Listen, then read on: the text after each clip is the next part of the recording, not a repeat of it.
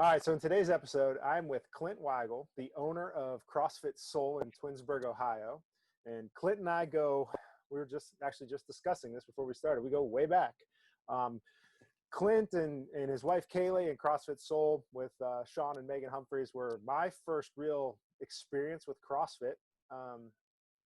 And I don't even, what year do you think that was? I think it was 2013. 13? I talked to Kaylee this morning about it, and she was saying that she actually shadowed your on-ramp with Sean. That was her first on-ramp. She was like, yeah, she was my on-ramp coach. That's probably about right, because I had been a physical therapist for a couple of years and moved to Saol. Yeah, that's probably about right. So yeah, we go way back, and I've seen kind of the evolution of CrossFit Saol firsthand, and I remember when you quit your job to become a CrossFit coach, and just kind of where things took off from there. So obviously Clint is super passionate about CrossFit and everything movement related, and I knew I wanted to have you on this podcast and talk to you about things because we talk about stuff all the time, so it only made sense. But when we're talking about the idea of what to do, Clint's like, let's talk about how to be safe and successful with CrossFit. And I think that just speaks to kind of what you do at CrossFit Saol and why you guys are so successful over there. So with that said, man, what have you been up to lately at Saol? How are things treating you? And then we'll dive into kind of what you guys are doing to keep people safe. Yeah. So, this year has been kind of a unique year for us. Kind of had everything rolling right in place of how we wanted it to go. And then COVID just came in and kind of messed it all up. We had our COVID familiar story. Yeah. Oh, for sure. Right now we're just trying to get consistency with our coaches, programs in place, so that way we can continue to build on it year after year. Currently working on just the long-term approach for CrossFit Saol. We're doing like monthly meetings with our members. So every Tuesday, the first Tuesday of the month, I'll be like there to talk to my members for 20-minute sessions and help them like with their goals, with their nutrition, how they're moving, whatever that might be, and just kind of get more personal with them. So these meetings are more just like a Q&A, like anything they want to bring to the table, you guys are just there to chat? Is that kind of the idea? Yeah. So we'll tape at it. I've had to talk to people about sleep. I've watched people do like Olympic lifts and help them with their form on Olympic lifts. So It's been just whatever they wanted to discuss. That's pretty sweet. So, again, I probably don't know as much of what's going on now as I would have a few years ago, but I've kind of seen this evolution of just you taking a lot of different paths and looking at the recovery realm and kind of keeping people healthy. Every time I walk into that gym, there's like new equipment, from the Normatec boots to the Hypervolt to the crossover symmetry machines, iron neck. I think Kelsey got you to buy one of the members, Kelsey, which I won't make him listen to this, but I know he's like, I was talking to Clint about the iron neck, and then boom, you guys have an iron neck. Reverse hyper, same kind of story with that too, with Kelsey. That's right. You did tell me you got a reverse hyper. So all the recovery tools that you could ever need, I feel like you've picked up. So I think with this episode, we want to dive into kind of your top three. What are the top three things that you think the CrossFit athlete could do to keep themselves safe and be successful with CrossFit? What are your three? And then we'll dive into them. Yeah.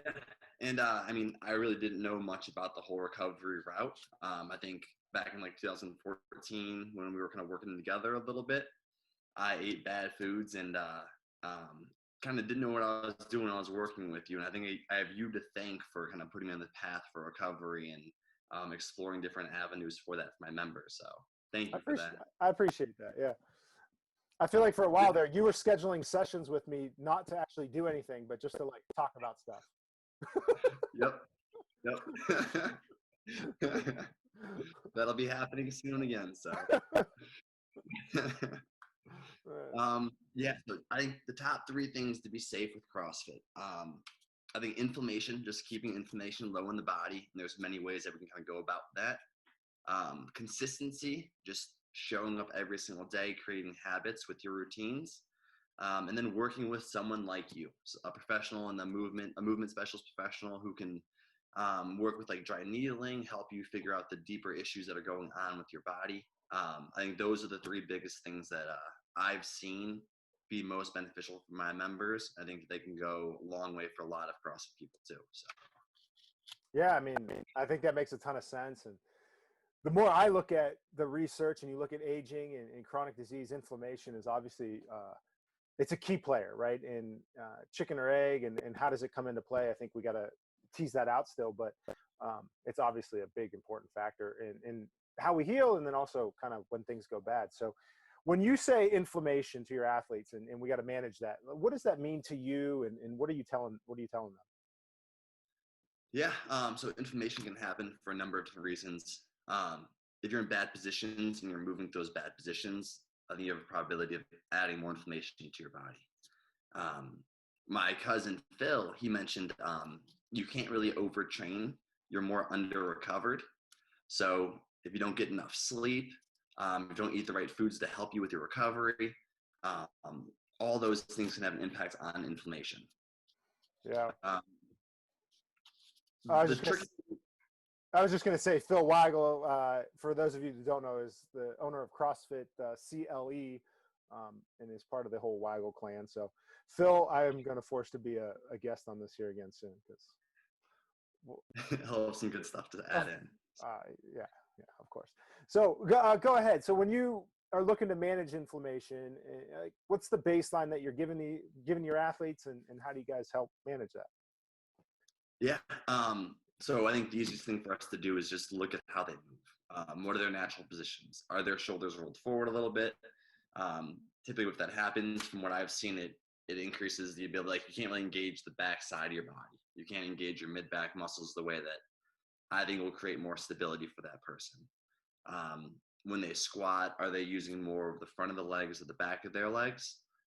There's those kind of things, and then creating programs in place. So maybe it's like, I'll ask them like, hey, Nick, how much time do you have to spend on additional work like twice a week?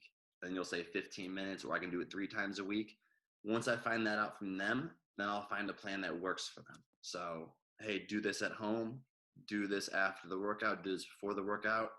But it's trying to figure out what your schedule is and how to implement those accessory things to help you just move better overall. So, yeah, that's, when you start diving into CrossFit, and I mean, you got some really technical movements. So you could spend your entire day working on technical things and correctives, and but how do you tease out what to make the most of your time that you have available, because you want to have time to work out too, right? Like that's obviously an important piece. So how do you assess that? Like, is that something that just kind of you're watching these people work out, you see patterns, you see things, or do you go through a formal assessment with your athletes when they join, or periodically, or how are you guys doing that?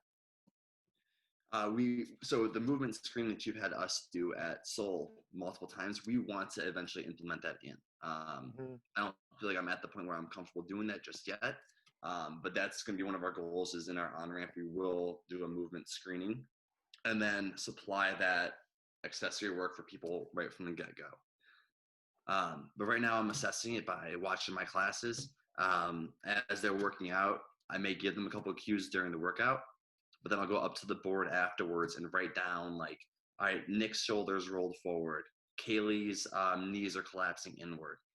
And I'll try to find the root cause of why that's happening. And then with doing that, I'll say, all right, for the next month, do this 3 days a week. And then if that doesn't fix it, then we'll try to explore with something different. I think what's cool in our field is that I get to see 150 people move a day, like 5 or 6 days a week. So I can kind of play around with it, guess and check, and see what works for people and what doesn't. And I've been able to learn a lot from doing that for about 8 years now. So, heck yeah. I mean, movement screens are cool. I think they do have a place. But I think you learn more about an athlete just watching them go through a workout, because you get to see them in different environments. Like, the movement screen is so controlled. They know you're watching them. There's no fatigue involved. There's no, in a workout, there's load, there's endurance, there's fatigue, there's the atmosphere of moving fast. And I mean, you get to see how they move in a lot of different sequences. So I know, like, if you send one of your clients to me to see for something, an issue, a lot of times I'll just ask them before I do anything, like, what is Clint and what are the coaches there say you're doing wrong? Like, what are the cues you always get? Because I'll learn as much from what you guys are seeing every day as whatever I'm going to see in a clinic setting. So, and then the fact that, yeah, you can make those adjustments is so key. What are the big ones? Like, I mean, I think I got my idea of things that I see a lot of. What are the big movement things that you think a lot of people could work on kind of out the gate? You're talking more like movement specific or like just positions? I was thinking, like, are there certain mobility things or things that you're consistently seeing? Like you mentioned forward shoulders and using the quads. Yeah. Are those the big ones? I mean, is that what you're seeing with most of your athletes when they? Yeah. I think I'll see people with like a forward head position because we're sitting at the desk all day. Kind of I'm sitting currently. Kind of the extra load gets added back into here, and like people use the traps a little bit more too in that scenario.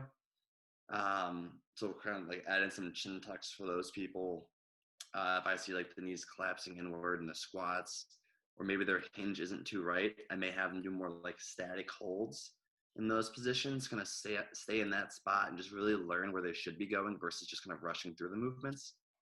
Yeah, this is kind of, we had a part of this conversation last week. So we were talking about injuries, and what role do you think technique plays in injuries? And we were kind of having this conversation of technique versus fatigue, and all those other kind of environmental factors that might play in. So when you coach a position and you're having them hold, do you think it's you think it's more of a learning game, correct? Like they're learning to kind of feel that position, like slow the movement down and kind of hit those spots? Yeah.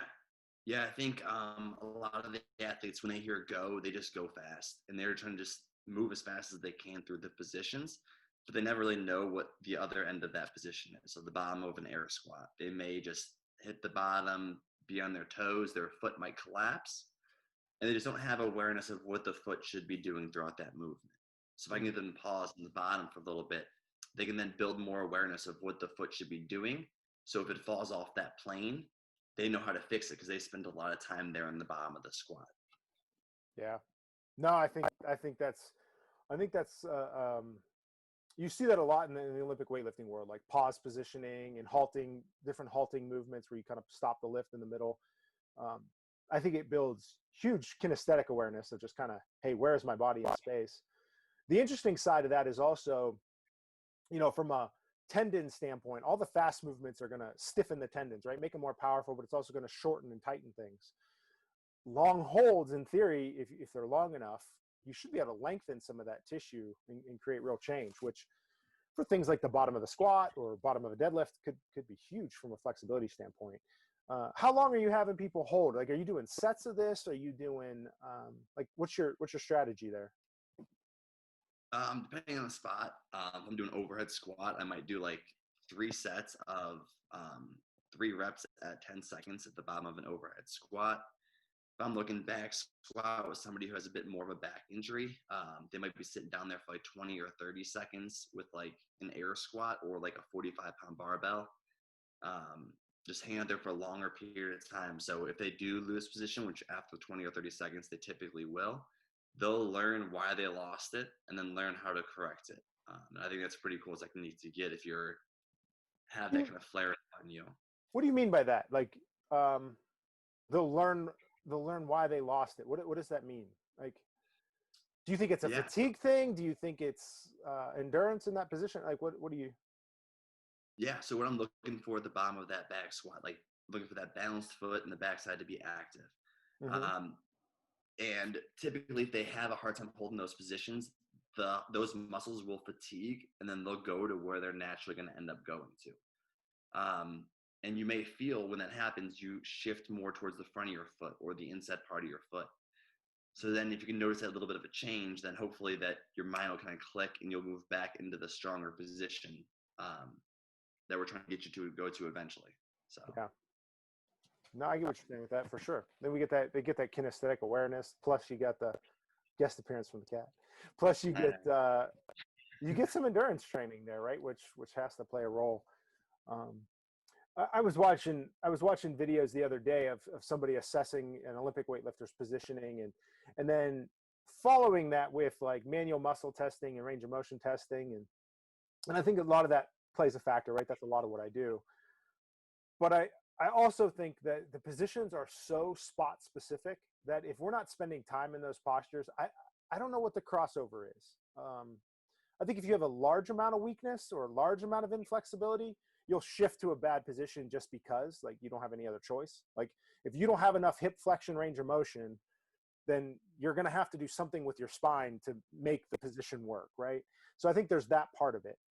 But from a training standpoint, if you don't train the exact position, I don't know how much carryover there is, right? I think you need a foundational amount of movement to be able to access, but then the rest of it's learning and like training that spot. Like, I think it needs to be very, very specific if we want to do it. And I think that's something that I probably as a professional should have done more of in the last, several years, is how do we make this look exactly like the movement you're trying to train or that you have problems with?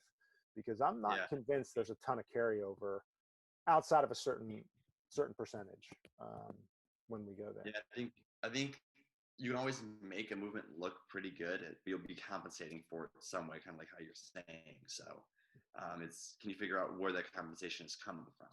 Which is tricky sometimes, because especially with a good athlete, with a really good athlete, like it always looks pretty, but all right, what's the exact detail? So if, let's say you have an athlete and they move fairly well, compared to somebody that doesn't move very well, what do you think from an injury standpoint, the risks of injury are at that point? Like, and how do you monitor that in your athletes? Like, if somebody doesn't move well, what are you doing to make adjustments for them? Yeah, I think that's a conversation we've had a couple of times too, where there are so many outside factors that can come to play. So if I know someone's high stress, they haven't had many, like we mentioned, having conversations with people, that actually does have a good positive impact on the brain, and that can help like lower inflammation too. So kind of like know what their environment is like, know what their nutrition is like. But that's the biggest thing I try to dial in, I guess, for them is I need to know more about them before I can assess injury risk one person versus the other. But if we assume that's all the same, then I think it comes down to programming, how they're scaling it. And I've seen people who have good positions move poorly near the end of workouts, while people who have bad positions, they're able to just still load the best that they possibly can load, and then they do more mobility work around it. Yeah. Are you guys still doing like levels? Like, is that built into the? Yeah. You guys used to have like level 1, level 2, level 3, level 4, and you kind of pick whichever weight you wanted to use or whatever. Is that still?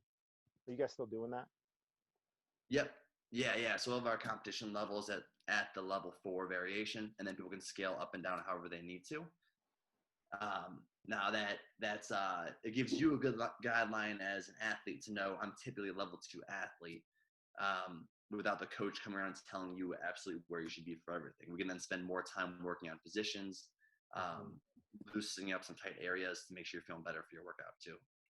Yeah, I always like that, because I felt like when you walk into a workout and you see the, CrossFit workout, there's a workout written on the board, and then you have to decide, hey, can I do this or not?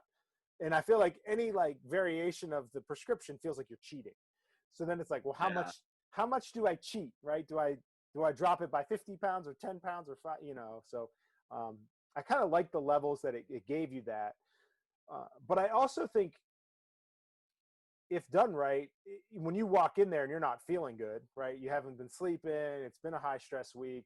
It gives you the opportunity to go, all right, well, I'm not quite feeling that level 4 today. Let me do a 3 or a 2. And I think at least on paper, it would make that decision easier. What have you guys seen with that? I mean, it's got to be a lot of work to build out those levels. So I'm assuming you've seen some value to it. Yeah. People tend to like those values. But what's hard is if you always follow that level 2 variation and you're feeling off that day, you feel like you're kind of letting yourself down by not going level 2 And that's one of the hard battles is like, as an athlete, you should know what you can handle that day. Yeah. And recently we've talked about like the Whoop bands, our sleep monitors. That kind of gives you an idea of, hey, it's red. Maybe I shouldn't work out as hard today. Maybe I should just go in and move. But without having this, I'm probably going to try to push it harder than I should on days where I probably shouldn't. So what percentage of your athletes do you think are using that? Like, is it a high percentage or at Saol? The Whoop, we have about 30 people using it. It's about 15%. All right. I mean, that's a decent number. And are they making adjustments of workouts based off of that? Like, have you noticed that? Yeah.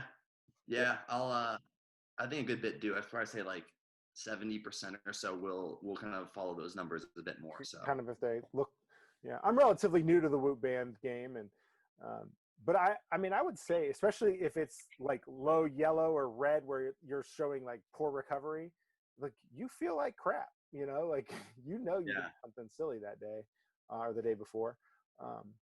The days that surprise me on the Whoop band, sometimes it'll tell me I'm like 98% recovered, and I'm like, oh, I don't feel like, probably the other way. Like I should probably do more that day because my system's functioning higher than maybe my mental aspect is firing, right?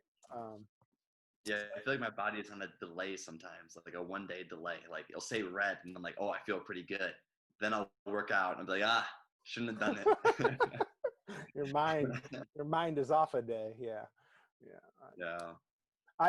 We had this conversation, but I'm a pretty big believer in that most of the injuries, I think technique plays a large role. But I think most injuries are related more to fatigue and kind of how your system's doing than it is anything. And I think technique plays more a role in your ceiling or your potential, right? An athlete with terrible technique, they're just never going to move as much weight because their technique's not good. They're not able to shift into the bigger muscles. So they're not going to be able to move as much. So they're still going to work at whatever that capacity is to some degree until they get good enough to like push past that normal baseline. Like I watch my daughter, she's 1.5 years, and I watch her try to pick something up. Does it look right? No. But am I worried about it? No, because her system's going to govern like all the stretch receptors and the Golgi tendon organs and the tension receptors. Like they're not going to let her pick it up because she knows it's not safe. So I don't know if that's a technique game or, 10 years from now, we start training those systems and teach her how to lift more capacity. And then I think we're going to run into more problems. But I don't know how much of it's positional versus just the system's not working right. So it's fatigued. Yeah. The injuries I've had I've been in bad, like I know I've been tired. I've been beat up. I've been sore. And then that's when something bad happens. Yeah. I think from what I've seen at my gym, I think a lot of the injuries happen like our coaches will tell the person like, hey, you have a rounded shoulder in this position, and it keeps happening. And they're like, well, I feel fine. And then eventually it does catch up to them. And we're always kind of in the ear telling them, hey, I would start doing this, start doing that. And usually once they reach that point where they do have to go see you or someone else, that's when they'll come back and they'll start fixing those routines. So we're trying to implement is like, how can we get them before that stage happens? So I think it's the fatigue of that bad position for a long period of time. I think that kind of, I think you and I are a little bit. I mean, I don't disagree with you, and I don't have a good answer, but I think if, like, we're using the forward shoulder example, if the athlete's continuously pushing on the front of the shoulder, like that's going to press stress on the anterior capsule, and there's smaller muscles in the front, the biceps tend to run through there, and the super, like we know that causes shoulder impingement, and so if you're stressing those weak positions, I agree with you in that it's probably a matter of time before you get hurt. But my like devil's advocate argument is like you can walk into a Planet Fitness or any kind of like 24-hour gym and go, that athlete moves awful. Yeah. How are they, you know what I mean? Like, how did they not break themselves? And my answer to that is, well, they move so bad that they just can't do enough to get hurt, right? Like, yeah. You just That can't makes put sense. enough stress to the tendon to hurt yourself until you're good enough to really start pressing those 90% efforts. And you've trained the nervous system to be able to override some of the protective mechanisms. That's when I think you probably have to be more careful. But I don't know. It's an interesting beast. There's a fair amount of, I shouldn't say a fair amount, but there is some research where they're tracking athletes. And the one study, it actually just popped up on my Facebook timeline. I shared it a year ago. The one study referenced, they followed a female sports team, and I can't remember the sport, but the only thing they linked to injuries was sleep and nutrition. Like, didn't seem to matter about programming. Technical considerations didn't matter. Sleep and nutrition were the biggest factors on who got into a state of overtraining and injury. So I think we spend so much time on technique, and I think that's going to make you a better lifter, better mover. But I think we also have to spend a fair amount of time looking at those other inflammatory factors because they play, they play. But I don't know. The people I'm seeing it's all over the map. But I had a guy just the other day who hurt his back, and he's like, I didn't do anything different than I always do. And I was like, okay. And I'm kind of trying to figure out how he got hurt. And he's not a workout person. And turns out he's been working in his attic at his house for the last however many days in like a crouched position, doing all this attic work. And then that led to, then another kind of high stress demand showed up, and boom. So, there's a non-weightlifting scenario, but he's like, I've been working a lot. I haven't been getting sleep. And then my back just started to hurt. Like, okay. Yeah. I don't know. Yeah. And that's like, figure out how much you're willing to sacrifice to make those changes get better. So currently I'm averaging like 5.5 to 6 hours of sleep a night. And that number needs to get better if I want to perform the way that I want to perform. So I can either perform and push it and get hurt, or I can dial my performance back a little bit, get away with it until I can improve my sleep. So that's I think the key. Like, if you want to push your performance, you better have your technique better be right, your sleep better be right. If you want to just kind of be like middle of the road, you can probably get away with more. If you're working out at a 60% intensity, you can probably get away with some slop, right? Like, a little bit of bad sleep, a little bit of bad technique. If you're not in those higher percentages, you can probably get away with it. But as soon as I think my inflammation from nutrition is so low that I can kind of pull off more inflammation from sleep. Maybe not warm up as much as I probably should, but if that sleep's up there, I can then push it a lot better with my performance, like you're saying. That's interesting. And sleep is something that I haven't been tracking until recently. So I'm really curious to see kind of how that plays. How are you noticing nutrition and sleep? I know what are you doing nutrition-wise now? And what do you recommend for your athletes?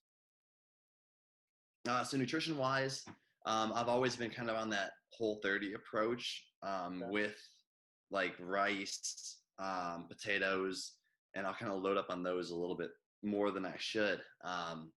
And recently I've had like a issue with GERD, where I think I started to overeat rice a little bit too much, and I wasn't getting enough variety in me. So now I'm playing with black bean pasta, red lentil, quinoa pasta, brown rice, Ezekiel bread, and kind of mixing all that stuff together. And I'm seeing a lot better results with it. So I'd say I was eating a very low inflammation diet, but I didn't have variety to it. So now I'm getting that blend, and I'm feeling a lot better because of that. So, in my gluten-free experience, red lentil pasta's got to be the best. What's that? Red lentil pasta is the best gluten-free pasta that exists, in my opinion. Yeah. Regardless of brand, it's pretty good. Cool. I haven't tried that one yet. You so haven't? Yeah, it's like tonight or tomorrow I'm gonna have it for the first time. So it's better than any of the rice or corn, or the black bean one's not good, but red lentil pasta is. The black bean one is nasty to make. It's like gooey. Yeah, it's bad. Yeah. Do the red lentils. It'll be a winner. Cool. I'm excited. So are you tracking macros with that? I'm not. No. I have in the past, and I have a basic idea of where I'm at with it. Mm-hmm. But as far as like my time during the day, doing the dishes, running the gym, getting my own workouts in, playing with my daughter, being with Kaylee, there's really not much time to add another stress to my life. And I think for most people, you want the basic outline of what you eat, like what the calorie count looks like, but to track that every single day tends to be another chore that you're adding in. I think our goal is to eliminate stress and give ourselves more time versus add additional layers to it. Yeah, that's interesting. I mean, I like that approach. What do you do with an athlete that's struggling with the nutrition side? Like, is there something specific you recommend, or you just be Whole30 and see what shakes? Yeah, so I just got my nutrition certification through Precision Nutrition.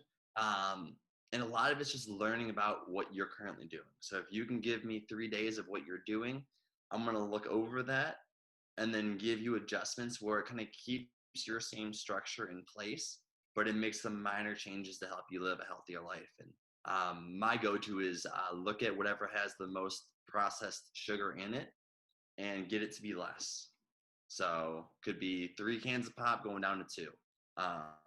Could be instead of having like wheat bread, you switch to Ezekiel bread. Just minor changes that get you to be in a more less processed route. Yeah. And I think most of us would go, yeah, that makes sense. What do you think the hiccup is there? Like when people struggle with that, is it time? Is it convenience? Is it just straight sugar addiction? Like, what do you think people struggle with the most when you make those recommendations? People get in habits. So they're just so used to having their snack before bed. That's just a high sugar snack, and they just can't get away from that craving. I think people kind of lie to themselves a little bit, and they say they're eating really healthy. So my trick with that is I have everyone send me a picture of everything they eat at every meal. So then it forces them to see at the end of the day, at the end of the week, every single thing they've ate. And then we kind of talk through it with the pictures like right in front of them. Now you can avoid taking pictures, as some people have done, but then you're not going to help yourself out. So yeah, they just pick and choose what they want to send you, huh? Yep. That makes sense. That makes sense. Oh, that's too good. Well, then the last thing that we need to talk about when we talk about inflammation is sleep. You and I got to be honest, I still haven't read the book, but you made me watch this Tape Your Mouth Joe Rogan podcast episode with James Nestor, and I did download the book on Audible, but I haven't listened to it yet. It's in my queue. But I did listen to his Joe Rogan podcast, and I mean, they make some really cool points about breath and breathing. But what is your stance on breathing, and what are you guys doing nowadays with that? Yeah, so I had been diagnosed with sleep apnea about maybe 1.5 years, 2 years ago. Around that time, I also got my Whoop watch, and my REM sleep was like 6 minutes to 20 minutes a night. Typically, you want your REM sleep to be about 20 to 25% amount of the sleep you should get. So you're looking at like 1.5 hours to 2 hours. And I think what would happen is like when I started getting into that deeper sleep, I would start to snore, and then that would wake me up or take me out of any kind of deep sleep that I was in. So I switched over to, I throw a little piece of athletic tape over my mouth, which I do not recommend anyone to do. Wait. You're just using regular white, like normal there's a medical tape you should use. But I just was like, I just read it. Let's try it tonight. So okay, go ahead. Don't try that at home. And then it was, I think at first I couldn't really breathe through my nose that well. So I'd wake up probably like 5 minutes into the night with my tape falling off my mouth. And then throughout the course of the day, I started breathing through my nose again. So I'd maybe go like 15 minutes, mouth closed, breathe through my nose. And what they said is like, what Nestor was saying is we get so used to breathing through our mouths that our nose kind of closes and it collapses. So I think you mentioned like 80% of people have a deviated septum. I remember it was high, but I don't remember the number. Yeah. And then if you kind of like just retrain to breathe through your nose, it will open up more and more. So that like 80% will then switch down to like 10% if we trained breathing through the nose. So I kind of started with that throughout the course of the day. It was just breathing through the nose. And my REM sleep's now looking at probably like 15 to 18% of the sleep I get a night. Mm-hmm. I'm getting I get more deep sleep throughout the night too. Less disturbances. And I definitely feel more recovered when I wake up too, but I'm still battling the whole breathing through the nose thing still. So Yeah, I don't know. I get yelled at all the time. I think my snoring and my like congestion stuff at night is 100% food and inflammation related to how well I'm feeling. Because like when my diet's really well and spot on, and I'm whatever, I feel good. But I go so straight why to do you fall off your diet? habits, man. Habits, like you said. I'm a terrible stress eater. Like Yeah. if I'm fatigued, or like if I haven't gotten enough sleep, it's bad. Or if if I just had a crummy day, like I know that I get that dopamine hit with sugar, and it's a hard habit to break. But I can tell, man, I definitely eat bad when I'm stressed. 100%. Yeah. Yeah. I think lack of sleep for me too. If I don't get enough sleep, I like just won't eat throughout the course of the day and have like a huge meal at night. But Yeah. if I get enough sleep the night before, then I'm usually pretty good for the whole day. I think there's definitely something to that for me as well. Like if I'm tired, I feel myself reaching, and it's not only that I eat more, I reach for high carb kind of foods, like more rices and that kind of stuff instead of, meats and veggies and potatoes. And like you want crummy food when you're tired. I think it's weird. Yeah. The word Yeah. One thing too, more palatable food is probably the word I'm looking for. yeah. How, I guess, do you have a consistent sleep schedule that you're doing? No, not at Yeah. all. So, um, it's something that I've definitely I think I'm better at now than I was 2 years ago. But since starting the business, I feel like I've struggled to kind of keep any kind of schedule. Um, but Yeah. recently, I'd say in the last year, I've been better. But as soon as I don't know, I get behind on something, then I'm up late. Like last night, actually, I was up till 12:30 editing a podcast to make sure I could release it on time. Like just those silly little things, and then you're messed up. But Yeah. I also miss sleep on fishing days. Like if I'm going fishing that next day, like I'm waking up, and it is what it is. But Yeah. and then I don't recap. I don't know if you can recapture it, but I definitely don't. There was another guy on Rogan talking about sleep. Matt something. Why We Sleep was I think it's a book.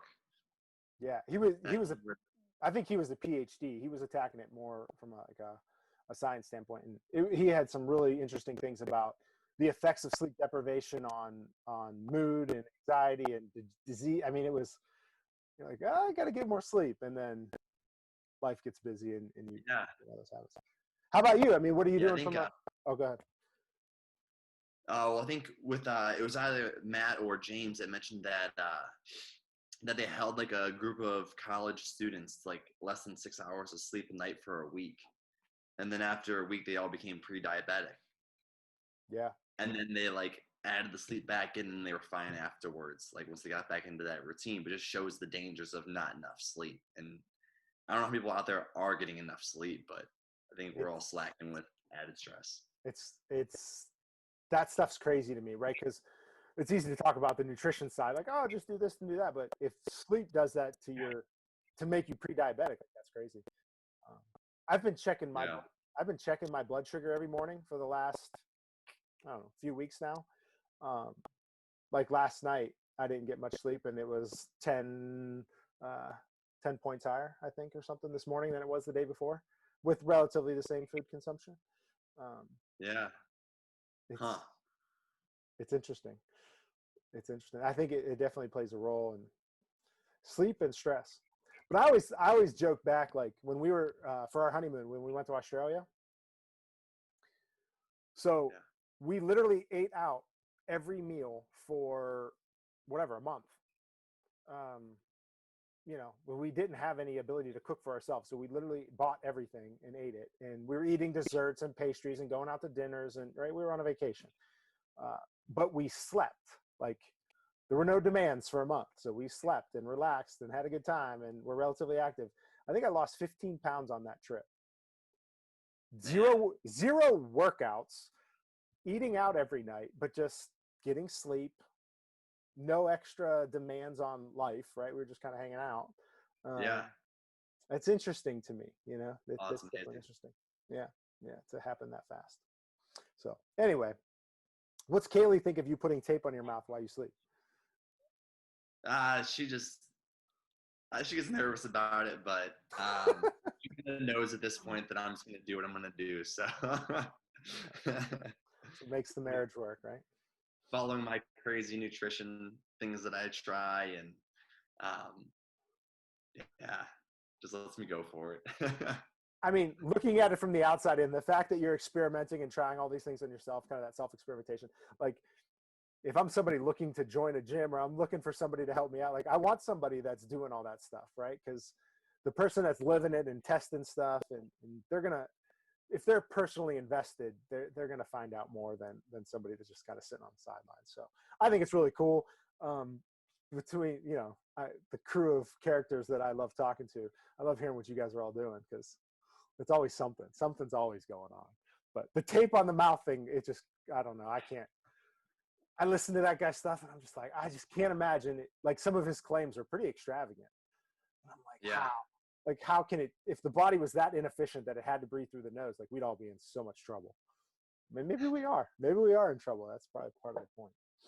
Have you done the Wim Hof stuff?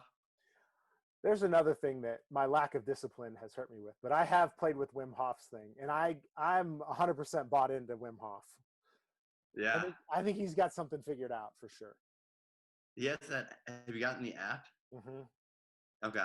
Yeah. Yeah. Like I went from like being able to hold my breath for like 30 or 40 seconds to now like almost 2 minutes.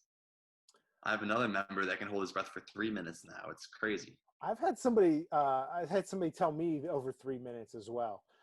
The first time I did it, it was like 20 seconds and I went into like panic mode. I was like, took a breath. And that controlling your mind, like for people that don't know, Wim Hof is like the Iceman guy, right? He does all the cold water challenges and he does these breathing drills, and you kind of train your system to basically ignore discomfort to some degree.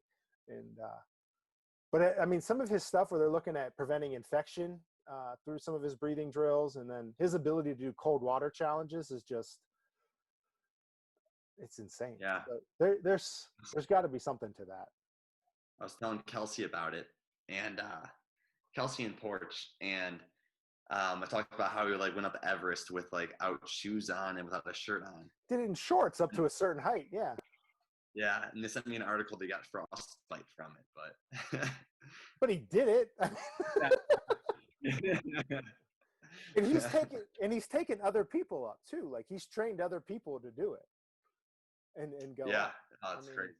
Yeah, the autonomic nervous system and the mind are just such powerful things that if we could learn how to tap into that autonomic nervous system to some degree, it has to play a factor. And you know, breathing, I spend a lot of time working with clients on breathing because it is the one voluntary control piece we have into the autonomics, right? The breath is happening in the background all the time, but we can decide about breath through the vagus nerve. We have some conscious control. So mastering that and kind of helping control that has to have an effect. It makes sense, you know, but have you seen, so I guess, have you seen that new tool? It's like an upright. It's a little square piece you put in your mid back, and it can kind of like help you hold a better position throughout the course of the day. I think it might vibrate if you like round your shoulders. Oh, like if you do something, it cues you. Yeah. So it sends data to your phone and it shows you like when you're in bad positions versus good positions. So I think it would be cool is getting one of those to put in your stomach and like learn how much you're breathing through your stomach over the course of the day. Because I think I'll only do stuff if I can track it. If I can't track it, I'm probably going to be lazy about it. But if I can see how much I'm doing there and try to improve over time, I feel like that helped the stomach breathing out like big time and fix more positions. Kind of get into that diaphragmatic breath versus that kind of stressed upper chest breathing. That's kind of a cool idea. Somebody has to have that, right? This could be. I haven't seen it. I haven't either. That's interesting. If we could track that somehow. I mean, I love that idea because people that are tight through the shoulders, the tight scalenes, tight SCMs in the front, most of them have that upper chest kind of stressed postural breathing pattern. And we talk about training the kind of a more relaxed natural pattern. How could you track it? It'd be cool. In general, I don't love posture. Like I've had people there was like straps that you could wear that would like pull you back. And I bought those. I don't like them. You don't like them?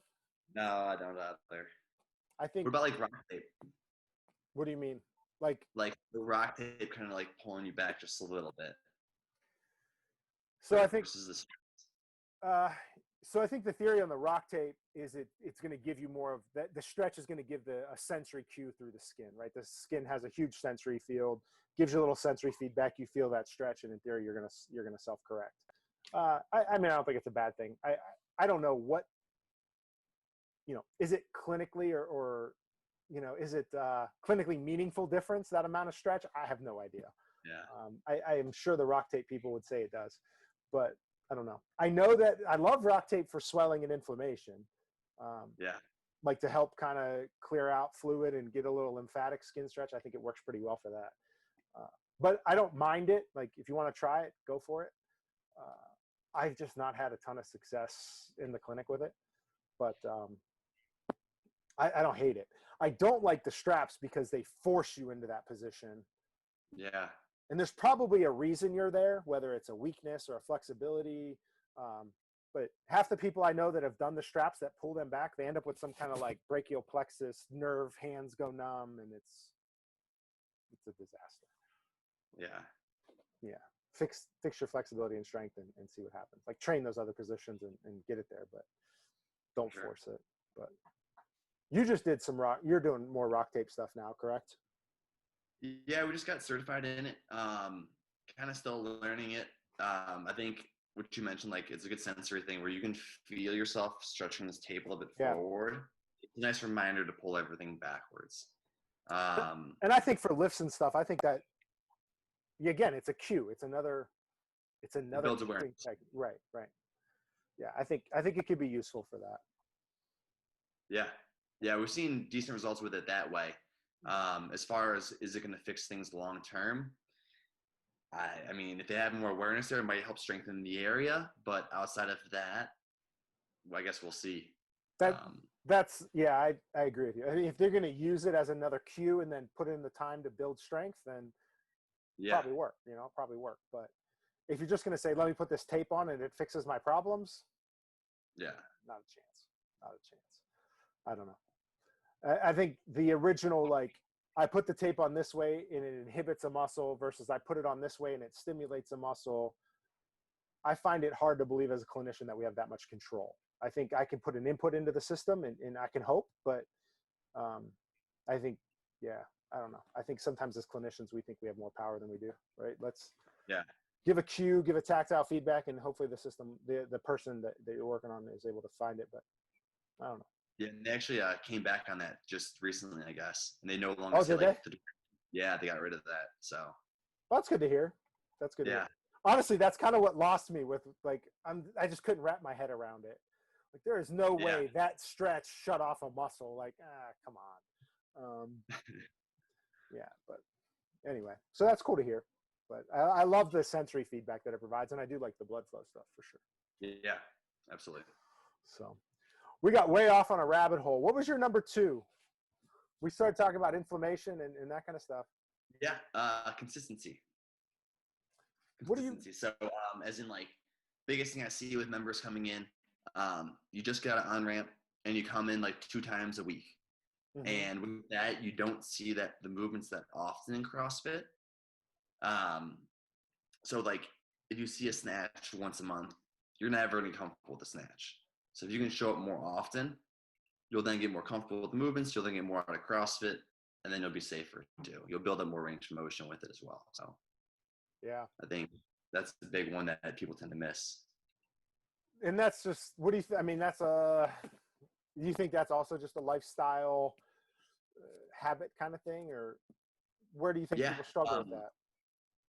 Yeah, I think you're not putting importance behind it in the beginning. Like, you haven't created that habit yet. So I think an easy way to fix that is the more you connect with other people. So if you connect with your coach, there's a better chance that you're going to be like, all right, Clint's looking for me today. I need to show up that day. Or if you connect with the other people you work out with, there's a better chance that you'll come back. So the more consistency you can get with coming in, and then also seeing the same people, I think will keep you coming back even more, and then seeing better results with it too. Yeah, that makes a ton of sense to me. Like now you've dual purpose that time.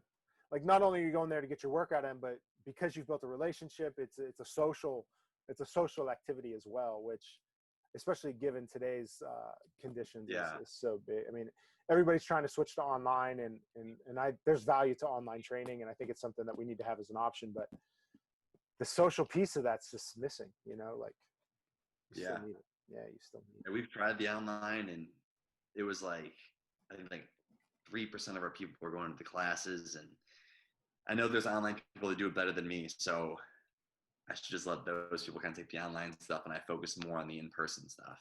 Yeah, I've wondered about that. Like, obviously, every yoga studio and all the little like kind of studio businesses went online during the COVID shutdown, and I think some of them found some success and some didn't. But I think the people that are paying for memberships at your brick and mortar store, they value the relationship.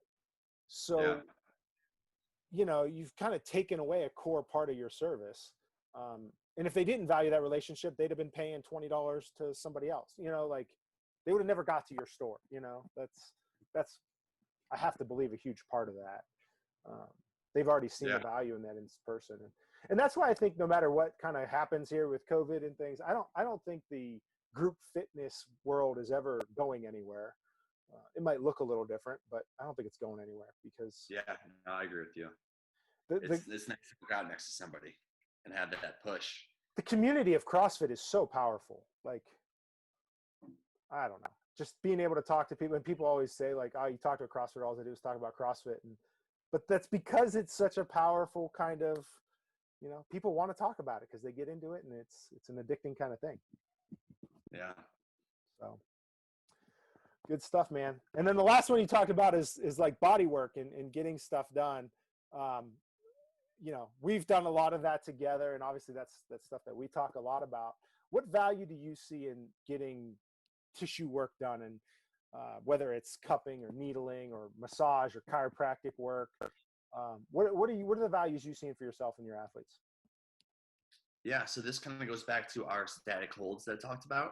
Mm-hmm. So I can do a pretty good job of like, I know what I want your squat to look like, but do I know that those muscles are firing properly? And if they're not, I think things may flare up, but I can't really tell what the root cause of that is. Where someone like you know how to test the muscles to make sure the glute is firing in certain positions. And if it's not, you know how to go needle a couple different areas, get those other muscles to activate or loosen up, and then get the muscles to fire the right way. Mm-hmm. And I think that having the combo between the two can really make athletes pretty powerful. And that's going to somebody who is taking the time to work with you as a movement specialist like you do. So I think you do a great job with people. I appreciate that. Yeah, I think, and I'll say the same thing about needling and manual therapy as I did the taping, right? Like, it gives you a head start. Like, I can take pain, like I can help reduce the pain. I can help reduce some of the guarding so that you can do the movements.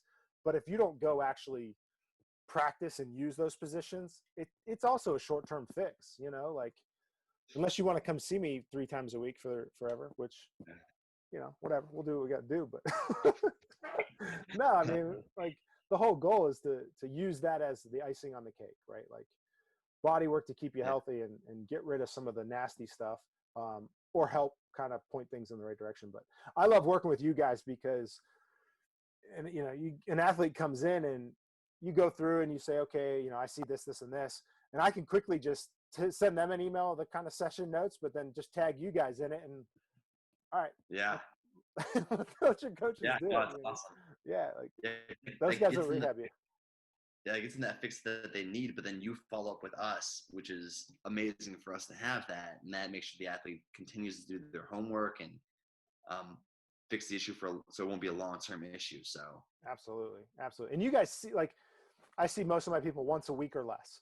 So you guys see them 5 times a week, right? 6 times a week. Yeah. So to not take advantage of that person that's kind of seeing them all the time and kind of knows them on a personal and more intimate level, man, it just doesn't make any sense. And I think the more that the rehab world and the strength and conditioning world can interact, I think the better off we're going to be all around, all around. So that seems to be a trend that's evolving. Like, I think there's more and more rehab pros kind of getting into the fitness world, and you guys kind of dabbling into, I mean, I know coaches, like, you guys know as much about this stuff as anybody. And I think you're undercrediting yourself when you say, oh, I don't know what's going on here. Like, it's not very often that somebody comes in and Clint thinks I'm doing this. It's like, it's not very often that you're wrong. It's kind of like, well, yeah, that's exactly what's happening. Go fix it. Like, yeah. So I think it's cool to see how closely the thought processes are starting to interact between the groups. So pretty cool stuff. Pretty cool stuff. All right, man. Well, if you wanted to send people out with one last thing, like one thing that you could advise them on to stay healthy, what would it be? Yeah, I think if one thing kind of feels off, don't just assume it should feel off. Like, explore it, figure out what's going on. So you got a little bit of a crank in your shoulder, take a lacrosse ball, become a detective, talk to your coach, find a movement specialist, talk to them. But don't just assume that you're stuck with it. That's great piece of advice. Like, if it feels something's not right, it's probably the warning sign that something's not right. Like the back pain one I get all the time. Like, oh, I thought my hamstring was just tight. Like, why would your hamstring just randomly get tight? Like, it's probably a nerve running through there going like, hey, I don't like this. I don't like this. Like, it's kind of warning you that something's not right. Explore that. That's awesome advice. Yeah. Perfect. All right, man. Well, this was fun. I know we went down some rabbit holes and talked about all kinds of good stuff, but we'll have to do it again. Awesome, man. Thanks for having me, Nick. Where can people find you? We got CrossFitSoul.com, and where else can people find you? Our Facebook or our Instagram, CrossFit_Soul. Working on that social media game. Haven't gotten it going too good yet, so we'll get there. You and me both. Reindeer games? Reindeer games, I'm guessing, is canceled this year? Not this year, yeah. Canceled it. I actually just thought of that just now. Like, oh, man. That should have been last week or this week, right? Yeah. It was a very stressful year. That would have been a little bit too much this year, I think. Yeah. Next year, back to it. Yeah, All right, man. All right, man. I appreciate it. We'll talk again. All right. Thanks. All right, Clint. Thanks.